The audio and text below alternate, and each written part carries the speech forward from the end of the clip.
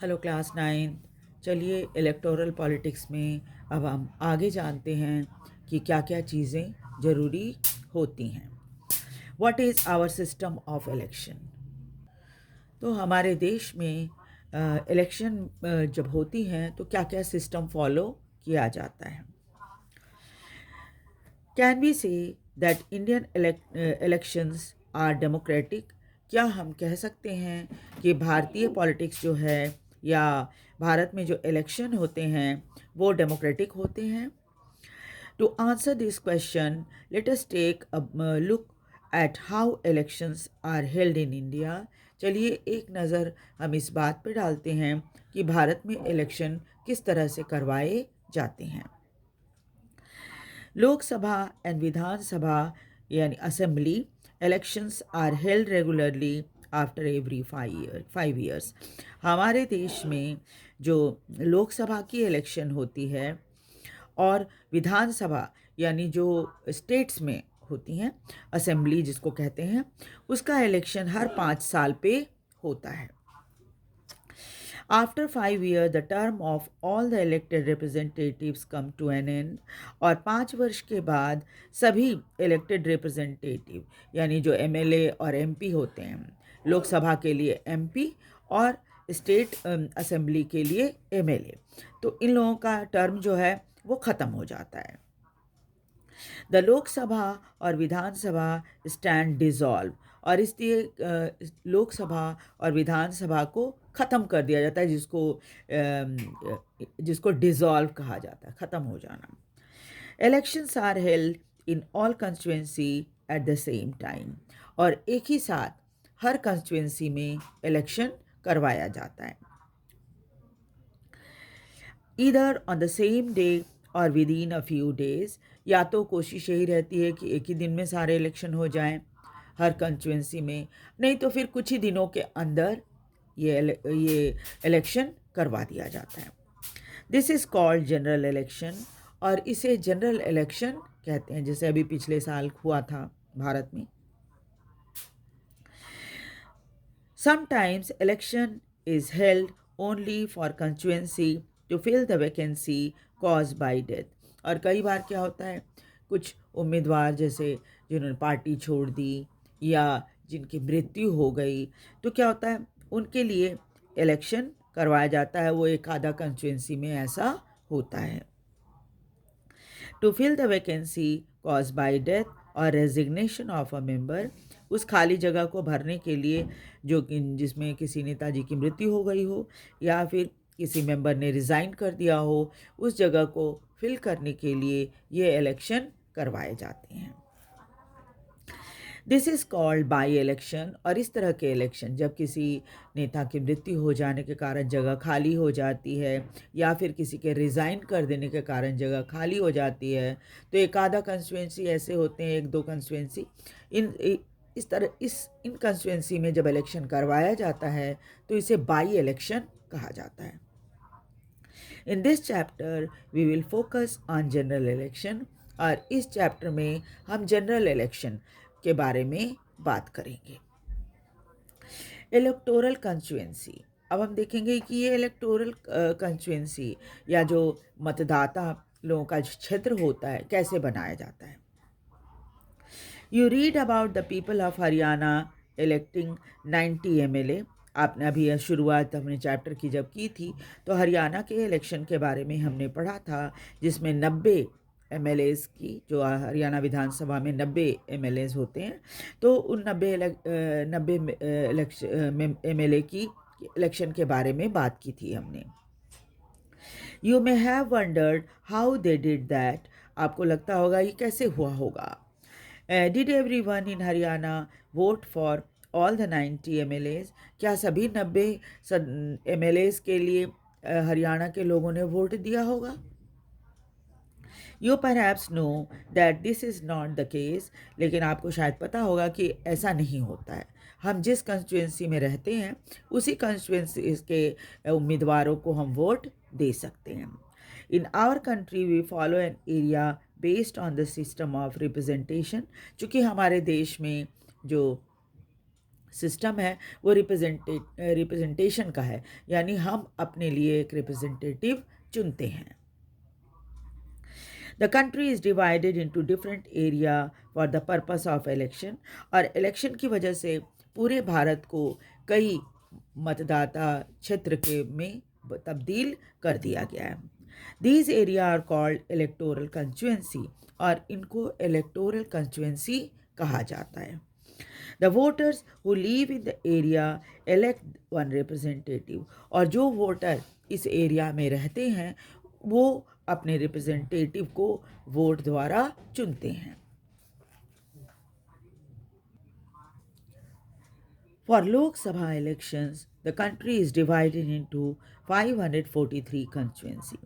जो लोकसभा की इलेक्शन होती है, यानी पार्लियामेंट के लिए जो इलेक्शन होती है, उसमें 543 हिस्सों में या मतदाता क्षेत्र में पूरे भारत को बांट दिया गया है। यानी कि लोकसभा में 543 रिप्रेजेंटेटिव्स को पूरे भारत से चुना जाता है।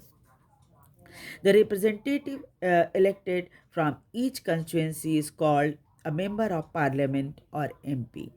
और इन 543 रिप्रेजेंटेटिव्स को हम चुनते हैं, ये हर एक कंस्टिट्यूंसी से एक उम्मीदवार को चुना जाता है और इनको मेंबर ऑफ पार्लियामेंट या एमपी कहा जाता है। One of the feature of democratic election is that every vote should have equal value, और ये भी हम बार बार पढ़ते आ रहे हैं कि इलेक्शन में हर व्यक्ति जो वोट डालता है उन सब की वैल्यू एक होती है। That is why our constitution requires that each constituency should have roughly equal population living within it. और यही कारण है कि हमारे संविधान में ये ऐसी व्यवस्था की गई है कि कम से कम एक कंस्टिट्यूंसी में जो वोटर्स की संख्या है वो बाकी कंस्टिट्यूंसी से बहुत डिफरेंट ना हो, समान हो, ऐसा देखा माना गया है। ऐसा मतलब व्यवस्था ऐसी की गई है। Similarly, each state is divided into a specific member of assembly constituency. उसी तरह से हर स्टेट में भी एक स्पेसिफिक नंबर होता है असेंबली कंस्टिट्यूंसी का, वो बना दिया गया है। In this case, the elected representative is called member of legislative assembly और MLA. और स्टेट में जब चुना जाता है रिप्रेजेंटेटिव को तो उसको मेंबर ऑफ लेजिस्लेटिव असेंबली या एमएलए कहा जाता है। Each parliamentary constituency have with in it several assembly constituency. Parliamentary constituency आपको अंदाज़ा हो ही रहा होगा कि पूरे भारत में जब 543 हैं कंस्टिट्यूएंसी पार्लियामेंट के, तो स्वाभाविक है कि उसमें तो एक लोकसभा कंस्टिट्यूएंसी में कई असेंबली कंस्टिट्यूएंसी आ जाते होंगे। The same principle applies in panchayat and municipal election, और यही सिद्धांत पंचायत और म्यूनिसिपल इलेक्शन में भी लागू रहता है। Each village or town is divided into several wards that are like constituency. हर गांव और हर शहर को कई वार्ड्स में तब्दील कर दिया जाता है जो कि कंस्टिट्यूंसी की तरह ही होता है जब हम इसके लिए पंचायत या म्यूनिसिपैलिटी के लिए इलेक्शन करते हैं। Each ward elect one member of the village और द अर्बन लोकल बॉडी, और हर वार्ड से एक सदस्य को चुना जाता है, गांव में भी और शहर में भी। Sometime these constituency are counted as seats, और इन कंस्टिट्यूएंसी को कई बार सीट भी कहा जाता है। लोकसभा सीट, राज्यसभा सीट, है ना, सीट कभी कहा जाता है। For each constituency represent one seat in the assembly, और हर कंस्टिट्यूएंसी असेंबली के लिए एक सीट होती है। When we say that लोक दल 160 सीट इन हरियाणा, अगर हम ये कहते हैं कि लोक दल ने हरियाणा में 60 सीटें जीती, तो it means that candidate of लोक दल 160 assembly constituency in the state, thus लोक दल had 60 MLA in the state assembly. अगर हम ये कहते हैं कि लोक दल के ने 60 सीट जीती, तो इसका मतलब है कि उसके 60 असेंबली कंस्टिट्यूएंसी में उसको जीत हासिल हुई है और इसलिए लोक दल के 60 एमएलए स्टेट असेंबली के लिए चुने गए हैं। अब उसके बाद देखिए रिजर्व कंस्टिट्यूएंसी, ये क्या होता है वो देखिए। Our constitution entitles every citizen to elect his or her representative and to be elected as a representative. हर हमारे संविधान में हर नागरिक को अपने नेता को चुनने का अधिकार दिया गया है। The constitution makers however were worried that in an open electoral competition, certain weaker section may not stand as good chance to get elected in Lok Sabha. हमारे संविधान बनाने वाले जो नेता लोग थे उनको इस बात की चिंता थी कि अगर ओपन कंपटीशन होगा तो फिर क्या होगा, हो सकता है जो कुछ कमज़ोर वर्ग हों उनको मौका लोकसभा में आने का ना मिल पाए। And the state legislative assembly, Lok Sabha में भी मौका ना मिल पाए और राज्य के जो स्टेट असेंबली होते हैं इलेक्शन, उसमें भी उनको जीतने का कम मौका मिल पाएगा। They may not have the required resources, उनके पास रिसोर्स भी कम होते हैं, एजुकेशन शिक्षित भी वो ज़्यादा नहीं होते। And the contact to contest and win election against other, और ना ही उनके पास इतने कॉन्टैक्ट होते हैं कि जिसकी वजह से वो इलेक्शन अपने दूसरे कैंडिडेट के विरुद्ध जीत सके। दोज हु आर इन्फ्लुएंशियल, जो बहुत ज़्यादा प्रभावित करते हैं, एंड रिसोर्सफुल, जिनके पास कुछ रिसोर्स है, may prevent them from winning election, हो सकता है वो उन्हें जीतने ना दें election. If that happened, our parliament and assembly would be deprived of the voice of a significant section of our population. तब क्या होगा, हमारे पार्लियामेंट और असेंबली में उन लोगों की आवाज़ नहीं आ पाएगी जो कि हमारे समाज के महत्वपूर्ण हिस्सा हैं। That would make our democracy less representative and less democratic. तब क्या होगा, हमारा जो प्रजातंत्र है वो वैसा नहीं दिखेगा जैसा एक प्रजातंत्र में दिखना चाहिए, है ना, क्योंकि वो ऐसा नहीं लगेगा कि सबके रिप्रेजेंटेटिव पार्लियामेंट में या असेंबली में हैं। लगेगा कुछ सेक्शन ऐसे हैं जिनका कोई भी रिप्रेजेंटेटिव पार्लियामेंट या फिर असेंबली में नहीं है। So the makers of our constitution thought of the special system of reserve constituency for the weaker section. यही कारण था कि हमारे संविधान निर्माताओं ने ये तय किया कि कुछ सीटें जो हैं या कुछ कंस्टिट्यूएंसी को रिजर्व कर दिया जाएगा कमज़ोर वर्ग के लोगों के लिए। Some constituency are reserved for people who belong to scheduled caste SC and scheduled tribe ST. इसलिए कुछ कंस्टिट्यूएंसी को रिजर्व कर दिया गया है, उसमें सिर्फ शेड्यूल कास्ट और शेड्यूल ट्राइब, उन जिनके लिए जहाँ सीट रिजर्व की गई है उस हिसाब से वहाँ से इन्हीं लोगों को रिप्रेजेंटेटिव चुना जाएगा, चाहे वो किसी भी दल के हों। अगर कांग्रेस के हैं तो अगर ये सीट जो है वो शेड्यूल कास्ट के लिए है तो क्या, चाहे कांग्रेस हो, बीजेपी हो, जो भी हो, वहाँ से वो अपने शेड्यूल कास्ट कैंडिडेट को ही इलेक्शन में खड़ा कर सकते हैं। उसी तरह से जो एरिया शेड्यूल ट्राइब के लिए रिजर्व है वहाँ पर चाहे पार्टी कोई भी हो, शेड्यूल ट्राइब का ही कैंडिडेट खड़ा करेगा अपने इलेक्शन में, ठीक है। In SC reserve constituency only someone who belong to the schedule caste can stand for election. अगर सीट रिजर्व है SC के लिए या शेड्यूल कास्ट के लिए तो सिर्फ शेड्यूल कास्ट कैंडिडेट ही इलेक्शन में वहाँ से खड़े होंगे। Similarly only those belonging to schedule tribe can contest an election from constituency reserve for ST। उसी तरह से जो सीट शेड्यूल ट्राइब के लिए रिजर्व है वो उस कंस्टिट्यूएंसी से सिर्फ शेड्यूल ट्राइब कैंडिडेट ही इलेक्शन में खड़े होंगे। Currently in Lok Sabha 84 seats are reserve for schedule caste. अभी लोकसभा में 84 सीट्स जो हैं वो शेड्यूल कास्ट के लिए रिजर्व हैं, 47 शेड्यूल ट्राइब के लिए हैं।